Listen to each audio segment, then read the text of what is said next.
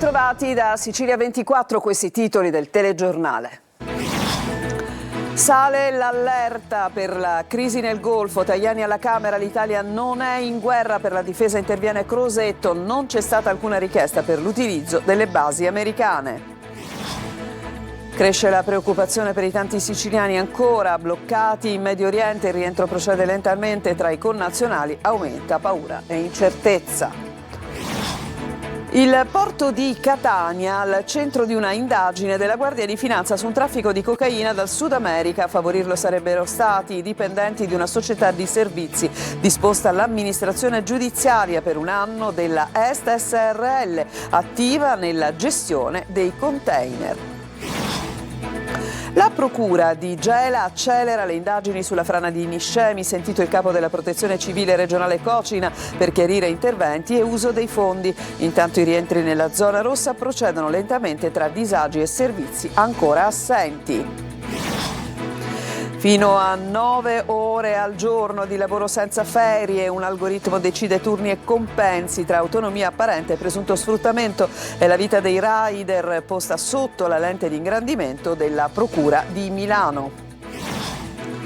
Ragazzi fragili alla ricerca di sé, Michela Marzano racconta la generazione Z nel romanzo Qualcosa che brilla, presentato a Ragusa, una storia di ascolto, emozioni e desiderio di essere accolti.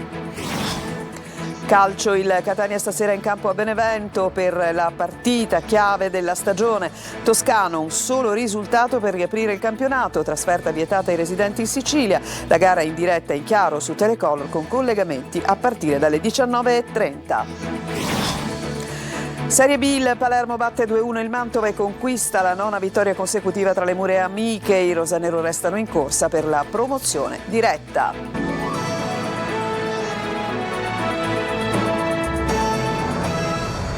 Il conflitto nel Golfo si allarga. Oggi alla Camera il ministro degli esteri Tajani, riprendendo le parole della Meloni, ha detto l'Italia non è in guerra e non vuole entrarci. Per la difesa è intervenuto il ministro Crosetto. Non c'è stata alcuna richiesta, ha detto, per l'utilizzo delle basi americane. Giusy Lazzara. Sale l'allerta e il cerchio si allarga nella guerra del Golfo. Alla Camera oggi l'intervento del ministro degli esteri Tajani, che non minimizza il momento e parla della grave crisi internazionale e delle ripercussioni economiche, con il possibile aumento di prezzi che potrebbero pesare anche sull'Italia. Poi, riprendendo le parole della premier Meloni, dice: l'Italia non è in guerra con nessuno e non sarà in guerra con nessuno.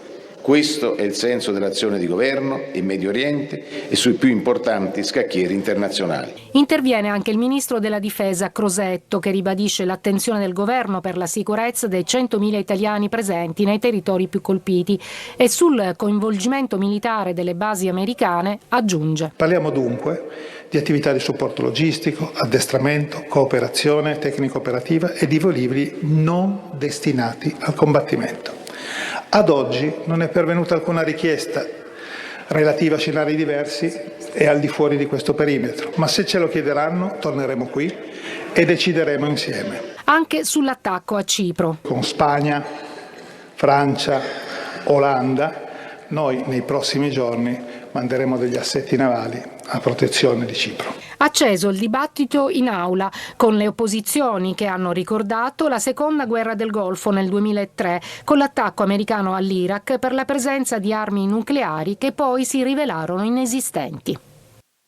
Ed è da poco stata diffusa una circolare della polizia che recita così: un rafforzamento dei dispositivi di vigilanza sulle basi americane presenti in Italia, nonché presso i siti sensibili riconducibili alla filiera di produzione ad interesse militare, specie di quella a supporto della catena logistica bellica degli alleati. E questo, come vi dicevo, il contenuto di questa circolare, che è stata inviata dal Dipartimento della Pubblica Sicurezza ai prefetti e ai questori.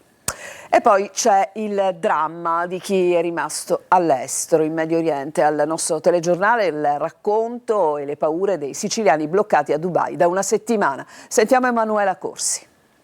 Il controesodo per l'Italia procede lentamente con i primi collegamenti aerei, ma sono tanti i connazionali ancora nel limbo, bloccati in Medio Oriente mentre gli attacchi incrociati tra Stati Uniti e Iran proseguono.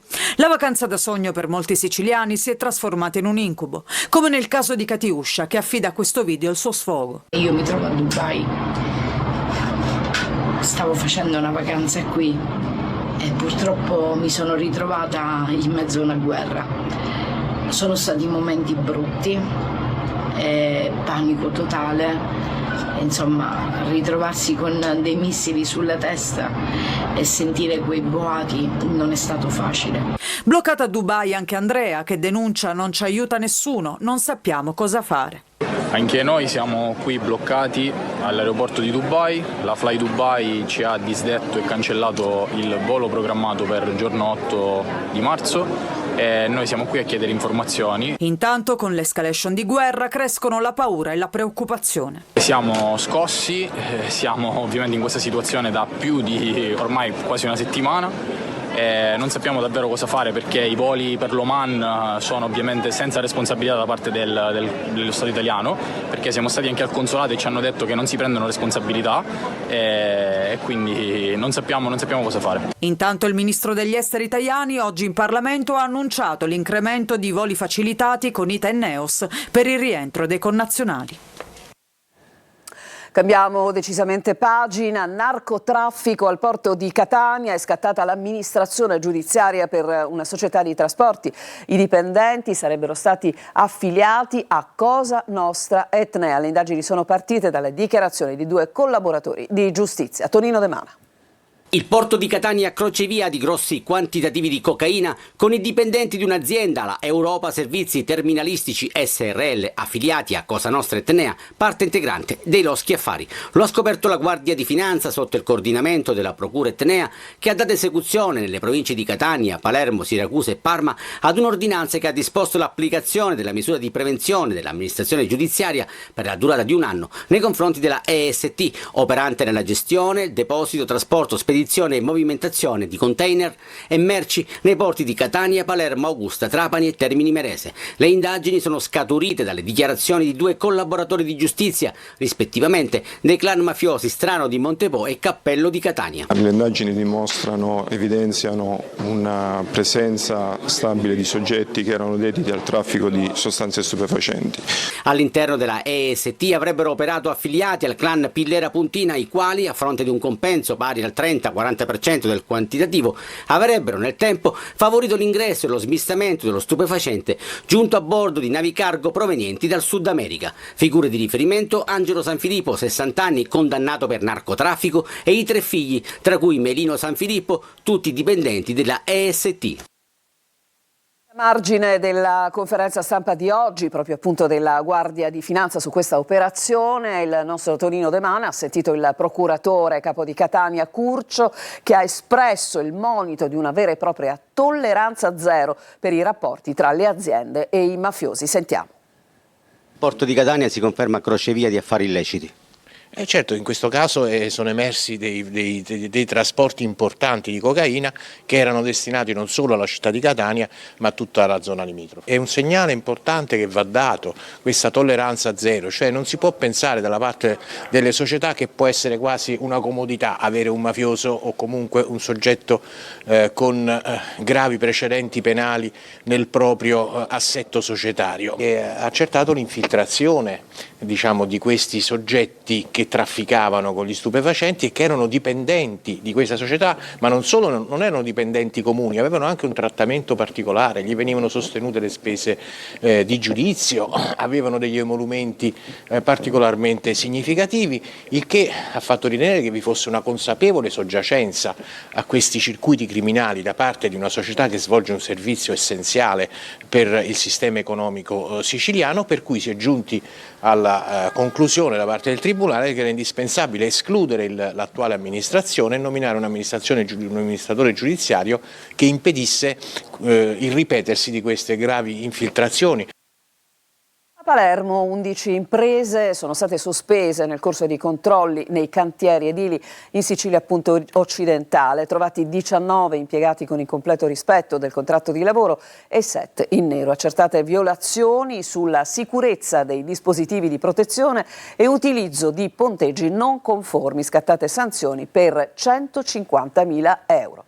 A Niscemi adesso proseguono le verifiche dopo la frana che ha messo in ginocchio la città. La procura di Gela indaga su fondi mai spesi e gestione del rischio, mentre i residenti tornano a casa tra disagi e timori. Gerry Italia. Prosegue a ritmo serrato l'indagine della Procura di Gela sulla frana di Niscemi. Ieri il capo della Protezione Civile regionale, Salvatore Cocina, è stato sentito a sommare informazioni testimoniali dal procuratore capo Salvatore Vella. I PM stanno cercando di ricostruire quali interventi siano stati fatti dopo il primo grande smottamento del 97 e perché negli anni i fondi stanziati per opere di consolidamento e mitigazione del rischio non siano stati utilizzati. Il fascicolo è ancora a carico di ignoti e l'ipotesi di reato è disastro colposo. Nel frattempo a Niscemi i rientri nella zona rossa parzialmente riaperta procedono a rilento. È stato veramente il momento, penso, più bello che abbiamo vissuto in questi 30 giorni di paura. Eravamo insieme ai ragazzi del comitato, in realtà ci hanno telefonato, ci hanno detto che stavano per rimuovere le transenne ed è stato veramente bellissimo. Anche chi lavora prova a ripartire, come Carlo che ha aperto di nuovo il suo studio dentistico. È stato sicuramente una bella cosa, nel senso di rientrare ed avere una parvenza di normalità. Ovviamente il nostro pensiero va anche e soprattutto a quelli che non hanno avuto la possibilità di ritornare, che quindi vivono un disagio sicuramente superiore. Ma i disagi non sono finiti, molte abitazioni restano ancora senza gas metano e acqua corrente. Il sindaco Massimiliano Conti però rassicura i cittadini. Un po' di pazienza, ma sono già al lavoro per ripristinare anche la fornitura di gas. Abbiamo avuto purtroppo un grande guasto di condotta di Sicilia Acque che è stato stamattina, la primissima mattinata, ripristinato e quindi ho comunicato i nuovi turni a tutta la città, compreso i quartieri colpiti dalla frana e quindi anche quei quartieri riceveranno l'acqua oggi. Via via che i residenti tornano alle loro case e alle loro attività, Niscemi prova a rialzarsi, ma le ferite della frana restano ancora evidenti e la città rimane sotto stretta osservazione delle autorità. Adesso a Ragalna prosegue da 24 ore il lavoro incessante dei vigili del fuoco dopo la scossa sismica di ieri di magnitudo 4.5 sull'Etna. Più di 15 le squadre che si sono avvicendate nelle operazioni, 72 gli interventi svolti finora soprattutto per verifiche strutturali su edifici che hanno riportato danni o crolli parziali. A San Cipirrello, vicino Palermo, un operaio al lavoro su un capannone è caduto da un'altezza di 6 metri. È in codice rosso all'ospedale civico di Palermo. I medici hanno accertato diverse fratture. La mafia manda segnali, non bisogna abbassare la guardia. Il presidente del centro Padre Nostro di Brancaccio, Maurizio Artale, commenta gli ultimi raid di Cosa Nostra ai danni degli imprenditori. In città da oggi operativi 100 nuovi poliziotti. Marco Gullà. Il titolare del parcheggio di via Saetta a Palermo, dove sono stati incendiati dei mezzi che erano all'interno, ieri ha fatto denuncia dai carabinieri. Non abbassa la testa, la sua resilienza va ad oltranza, nonostante le richieste di messa a posto siano ormai tangibili. Un clima di tensione a Brancaccio, la mafia che rialza la testa e che vuole mandare segnali chiari e di intimidazione. Chi vive il quartiere la pensa così.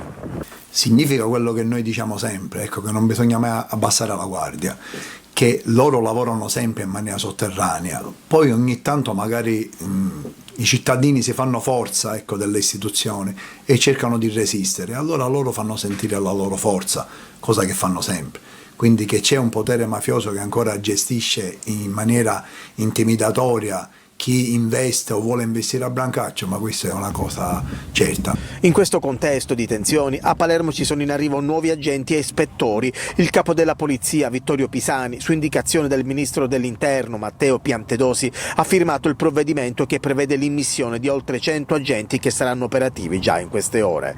Nei prossimi mesi, probabilmente a ridosso dell'estate, è programmato invece l'arrivo di ulteriori unità che andranno a rinforzare anche gli uffici di polizia della provincia.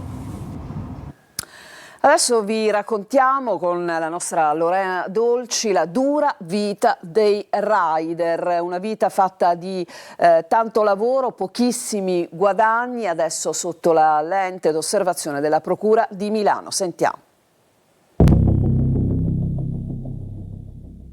Tu quante ore lavori al giorno? Le ore che voglio lavorare io, non abbiamo un obbligo. 8-9 ore. Per esempio io ora sto andando a lavorare con l'accesso in faccia perché non ho malattie. E quanto guadagni, te lo posso chiedere?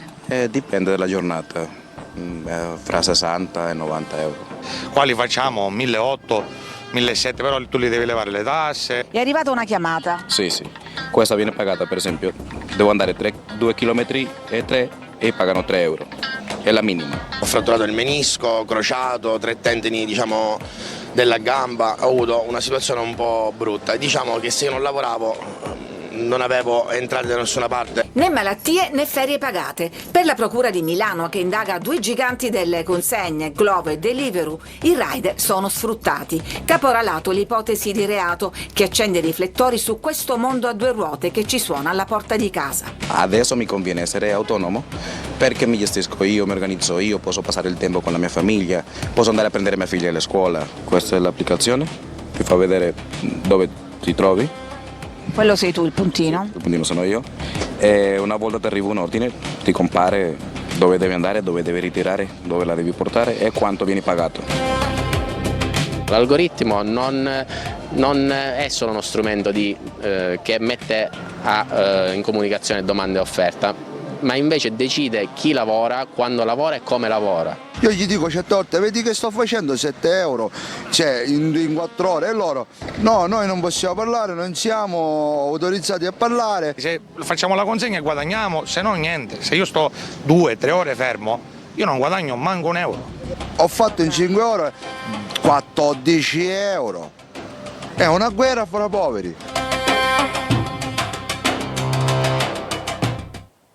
Adesso ci fermiamo, c'è una pausa, poi torneremo andando a Catania, nella discussa via Grottamagna che sarà riaperta al traffico non appena saranno realizzate le condizioni di sicurezza. A tra poco.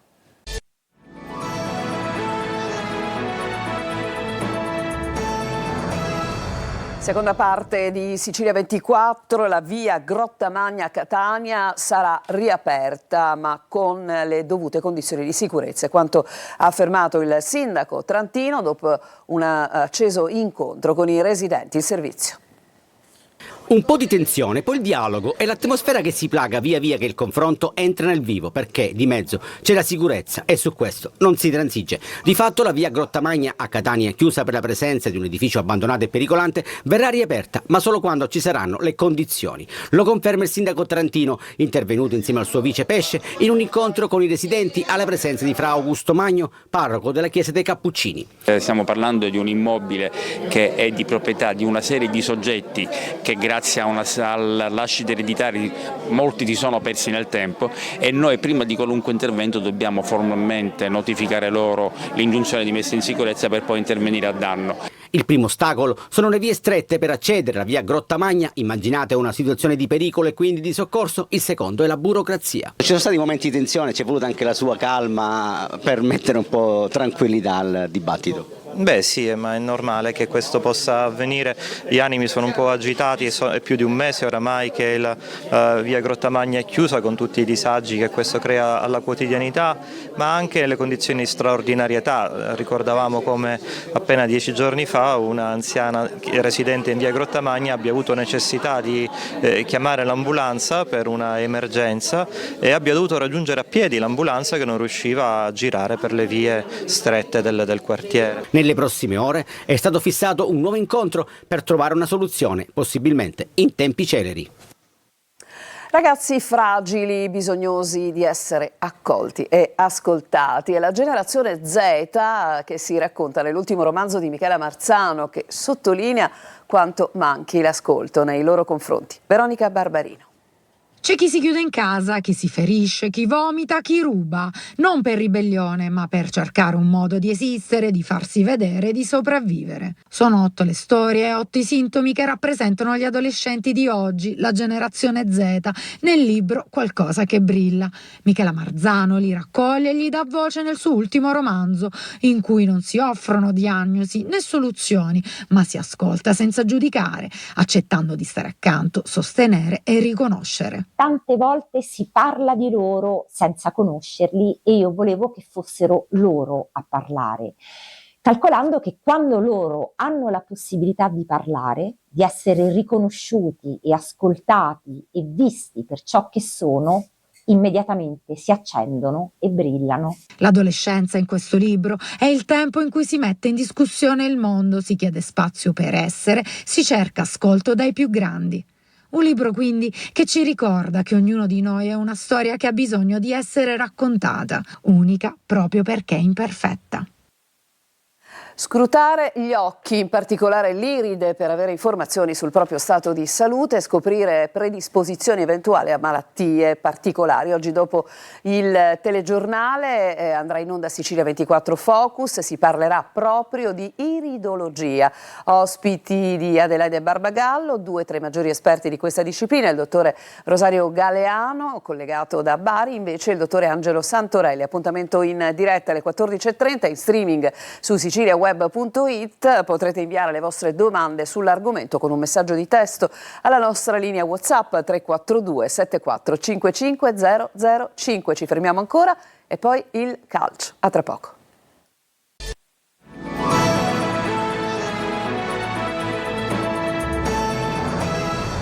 Siamo al calcio e questa sera è la serata del big match fra Benevento e Catania. I rossazzurri cercano la vittoria per tenere aperta la corsa al primo posto. Partita in diretta, in chiaro su Telecolor questa sera. Sentiamo Marco Carli. Spazio al campo, ed è meglio così dopo le polemiche seguite alla decisione del prefetto di Benevento, la forte delusione dei tifosi del Catania che si erano organizzati, la protesta composta ma decisa del presidente del Catania Pelligra. Spazio al campo, appunto, serve un solo risultato, l'ha ripetuto più volte Toscano ieri dalla Campania, cioè la vittoria per riaprire il campionato, tener viva la corsa al primato. Serve la doppia impresa, vincere in casa della capolista dove finora mai nessuno si è imposto, perché se al Massimino il Catania è un rullo compressore, al Vigorito il Benevento non è da meno, 12 vittorie e 2 pari in 14 partite, 35 gol fatti, 8 subiti.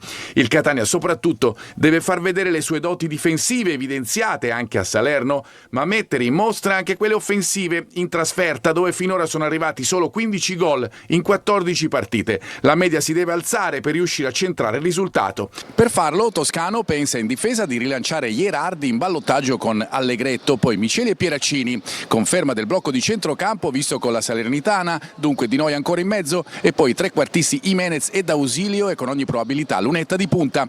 Credo che il Catania crea sempre situazioni per far gol. In certe situazioni non siamo stati bravi, in altre situazioni non siamo stati fortunati, ma le situazioni per far gol il Catania le crea sempre, l'ha dimostrato anche a Salerno. Noi vogliamo riaprire il campionato, abbiamo un solo risultato. Vogliamo giocarci al meglio le nostre carte, poi a fine partita vedremo cosa succederà. Diretta in chiaro su Telecolor a partire dalle 19.30, 4 ore live, con il pregara, la telecronaca, le interviste flash a fine primo tempo e a fine gara e poi le parole dei protagonisti in anteprima. E intanto il TAR ha rigettato il ricorso d'urgenza del Catania in seguito allo stop alla trasferta dei tifosi rossazzurri imposta alla vigilia appunto del big match contro il Benevento. C'è un'altra notizia che riguarda la Serie C, perché il procuratore federale, a seguito di segnalazioni della Commissione indipendente per la verifica dell'equilibrio economico e finanziario delle società sportive, ha deferito al Tribunale Federale Nazionale, sezione disciplinare, le società del Siracusa e del Trapani, nonché i rispettivi legali rappresentanti e dirigenti per una serie di violazioni di natura amministrativa. Vi riferiremo più nel dettaglio nel corso della prossima edizione del nostro telegiornale, ma intanto andiamo alla Serie B. La legge del Barbera colpisce ancora, il Palermo infatti ha battuto per 2-1 il Mantova e ha conquistato la 9ª vittoria consecutiva tra le mura amiche. Il servizio di Marco Gullà. Il Palermo torna in carreggiata, batte 2-1 il Mantova, conquista la 9ª vittoria consecutiva al Barbera e mette dentro 3 punti che lasciano accesa la speranza della promozione diretta. Rosanero che adesso accorciano nei confronti del Frosinone terzo, un solo punto di distanza dalla coppia di Vetta, Monza e Venezia. I punti invece di distacco sono 6. Vittoria doveva essere, vittoria è stata ieri sera per gli uomini di Inzaghi che dopo un primo tempo dominato e in vantaggio per 2-0 e con l'uomo in più per l'espulsione di Zuccon del Mantova, nella ripresa si sono però complicati la vita. L'ingresso di Blen al posto di Ranocchia ha sfaldato i siciliani, il francese l'ha combinata grossa, con espulsione e rigore concesso al Mantova, ma riavvolgiamo il nastro. La squadra di Inzaghi è entrata in campo con grande convinzione e decisa appunto a indirizzare immediatamente la gara e infatti la rete di Ranocchia, arrivata dopo nemmeno 2 minuti sul cronometro, ha agevolato la conduzione della gara. Destro telecomandato del centrocampista e palla in rete. Il Palermo gioca benino ma non riesce a chiuderla, così al 32esimo i virgiliani rimangono in 10 uomini, ingenuità clamorosa di Zuccon già ammonito che rimedia il secondo giallo e lascia i suoi in inferiorità numerica.